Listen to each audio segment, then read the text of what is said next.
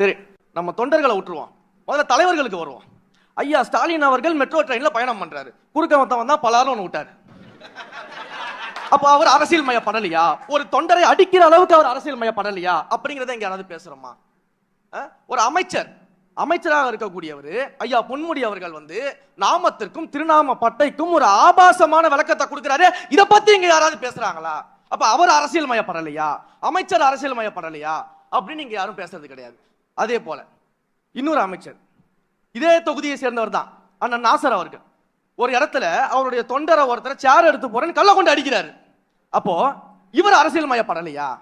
இதை ஏன் நம்ம யாரும் கேள்வி கேட்க மாட்டோம்? அப்போ தொண்டர்களை அரசியல் மயப்படுத்துறத பத்தி எல்லாம் பேசுறீங்களே, உங்க கட்சியில தலைவர்களே அப்ப அரசியல் மயப்படல அப்படிங்கறத ஏன் நீங்க யாருமே பேசாம மூடி மறைக்கிறீங்க?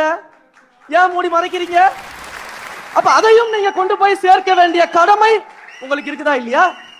அதையும் நீங்க விளக்கமாக சொல்லணுமா இல்லையா? இதையும் நம்ம பேச வேண்டியது இருக்கு. ஐயா பொன்ராஜ் அவர்கள் சொன்னாங்க, எந்த கட்சியாலையுமே